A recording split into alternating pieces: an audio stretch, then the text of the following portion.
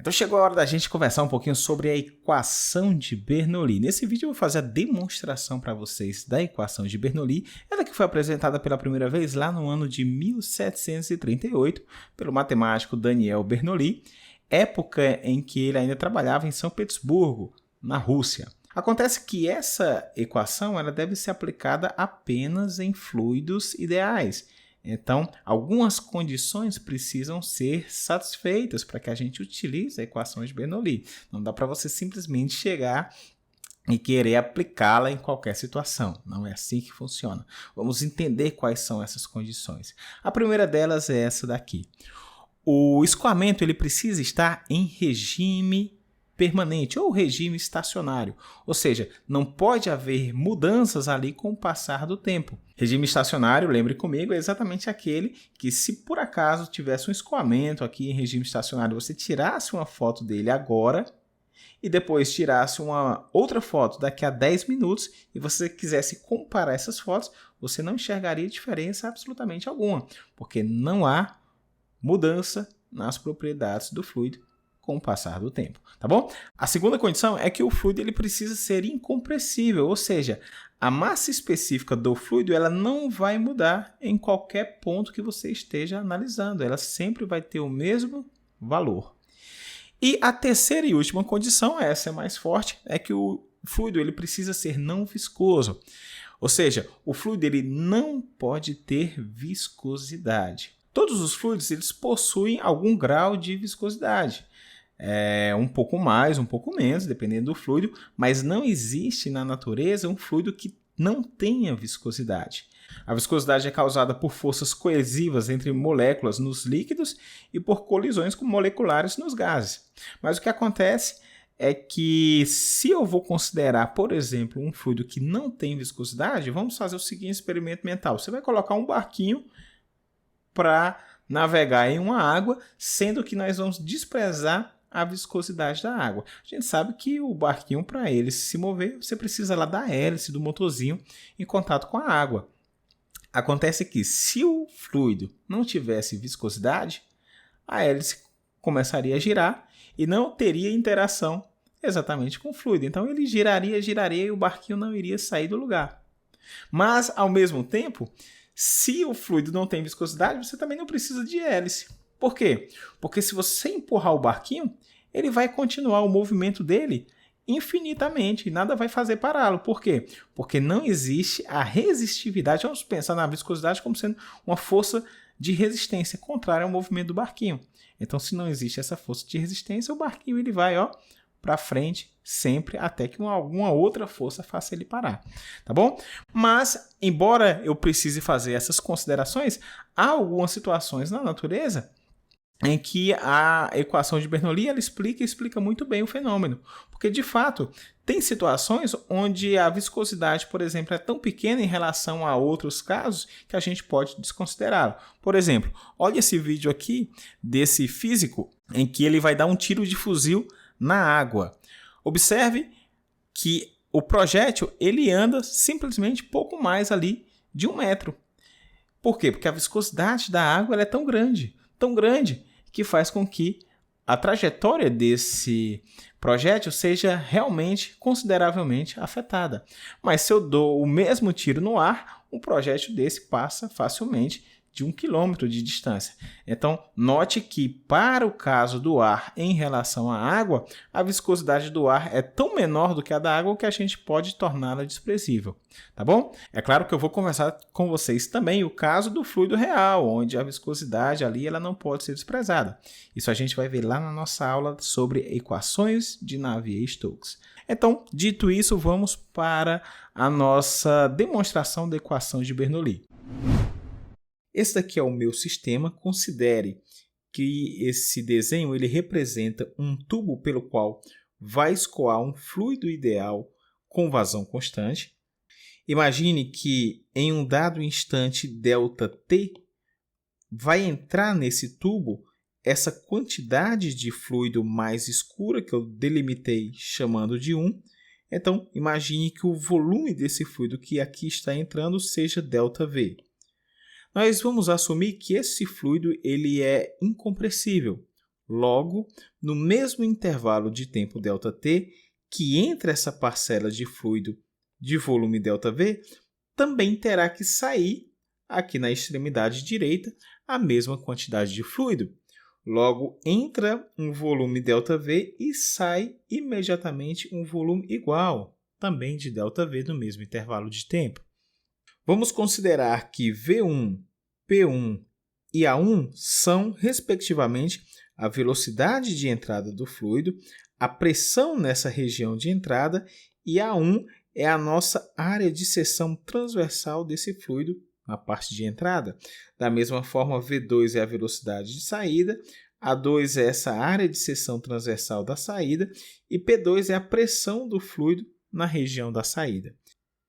Nós podemos perfeitamente presumir que para esse fluido estar subindo nesse tubo, ele precisa que a pressão de entrada seja maior do que a pressão de saída. Portanto, P1 tem que necessariamente ser maior do que P2. Então, a nossa análise aqui ela vai consistir basicamente na conservação da energia mecânica. Imagine que eu vou escolher uma determinada linha de corrente, como essa daqui, e para essa linha de corrente eu vou considerar uma partícula fluida que está a uma determinada altura H1 do meu referencial.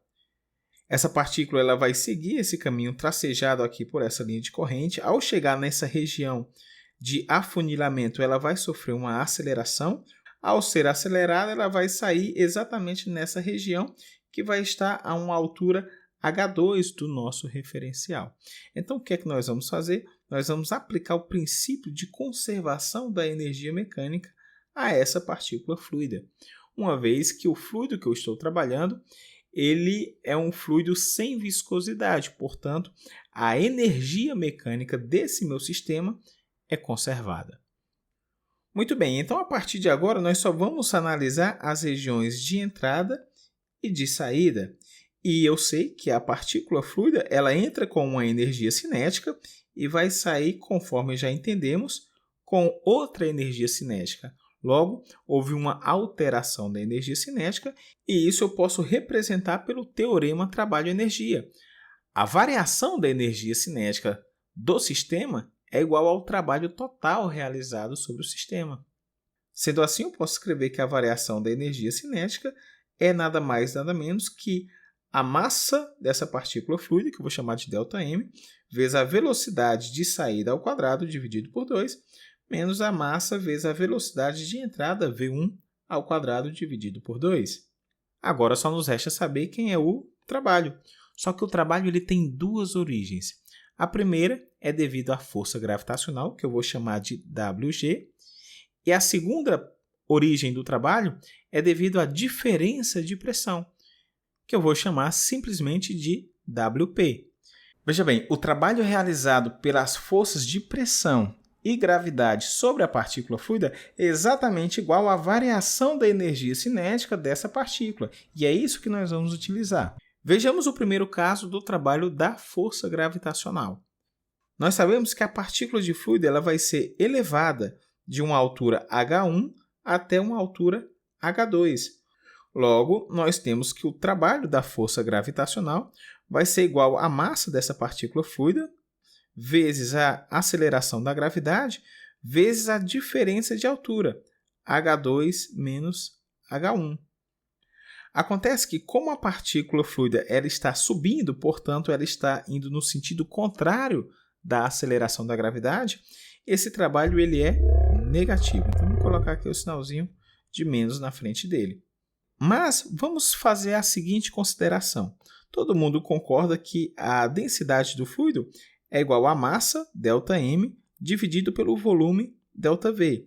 Então, vai ser conveniente, a partir de agora, a gente chamar a massa, ΔM, de simplesmente ρ vezes ΔV. Massa específica vezes o volume. E eu vou fazer essa substituição onde tem ΔM, eu vou escrever ρ ΔV. Vou escrever exatamente nessa equação do trabalho, portanto, vai ficar trabalho é igual a menos ρ ΔV, já substituindo a massa, vezes a gravidade, vezes H2 menos H1. E eu também vou substituir lá na equação da variação da energia cinética. Então, eu vou ter assim, ó, variação da energia cinética é igual.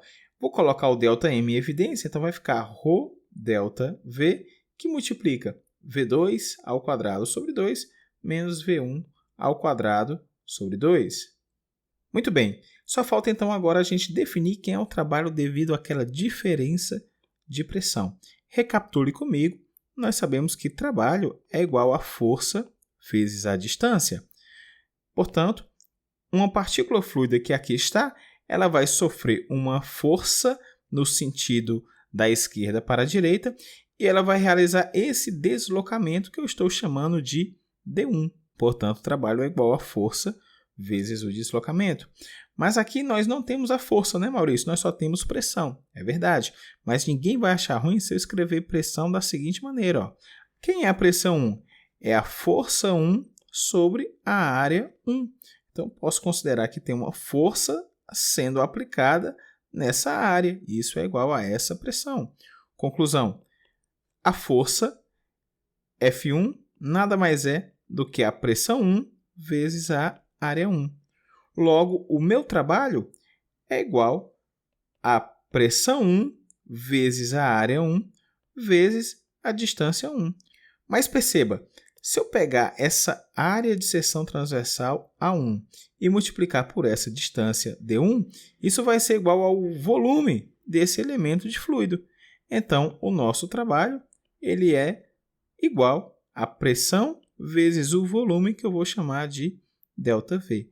Pressão 1 vezes ΔV. De forma análoga, eu vou chegar à conclusão que o trabalho aqui na região de saída vai ser igual a pressão 2 vezes o mesmo elemento de fluido, ΔV, porque o volume de entrada tem que ser igual ao volume de saída, uma vez que o fluido é incompressível.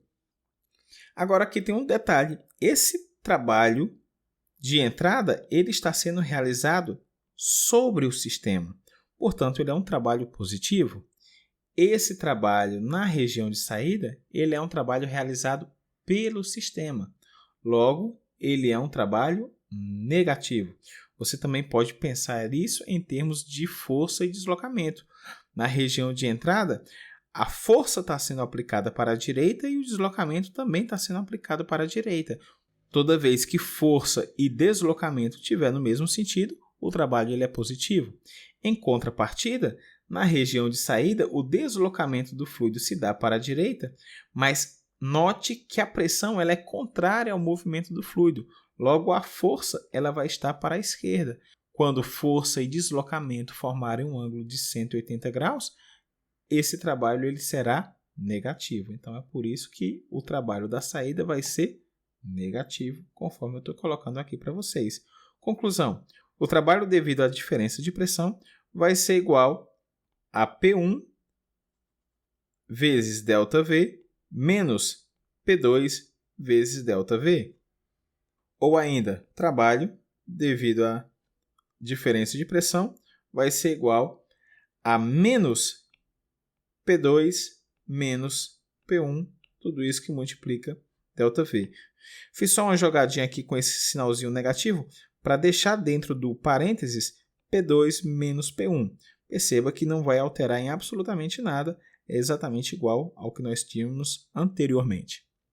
Muito bem, concluímos então que o trabalho total vai ser igual ao trabalho da força gravitacional menos ρ ΔV G, que multiplica H2 menos H1, mais esse outro trabalho aqui. Ó. Então, vai ficar menos P2 menos P1 vezes ΔV.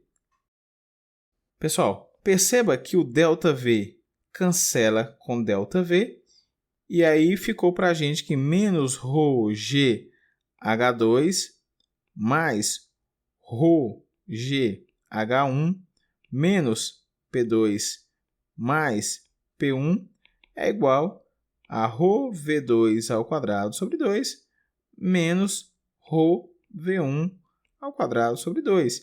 E aí vamos organizar. Eu vou deixar o que é 1 do lado esquerdo e o que é 2 vai para o lado direito da equação. Conclusão, nós temos que P1 mais ρg1h1 mais ρv1 sobre 2 é igual a P2 mais ρgh2 mais ρv2 sobre 2. Essa daqui é a famosa equação de Bernoulli. O que eu estou falando para você é que essa soma desses termos, pressão mais ρgh1 mais ρv1 inicial, tem que ser igual à mesma expressão final. Ou seja, pressão mais ρgh mais ρv sobre 2 é uma constante. A soma desses termos tem que dar sempre o mesmo valor. E agora eu quero fazer algumas considerações com vocês. Vou começar pegando um caso limite. O que aconteceria com a equação de Bernoulli se por acaso a velocidade do fluido fosse igual a zero? Ou seja, se esse fluido estivesse em repouso. Ora, se isso acontecesse, a equação de Bernoulli deveria retratar exatamente a pressão em um ponto de fluido que está em equilíbrio estático, que foi o que nós vimos anteriormente. E perceba que é exatamente isso que acontece. Se por acaso V for igual a zero, a equação de Bernoulli se resume a essa expressão, P0 mais ρgh. Note que esse termo aqui é exatamente o termo de pressão para um fluido que está em equilíbrio estático.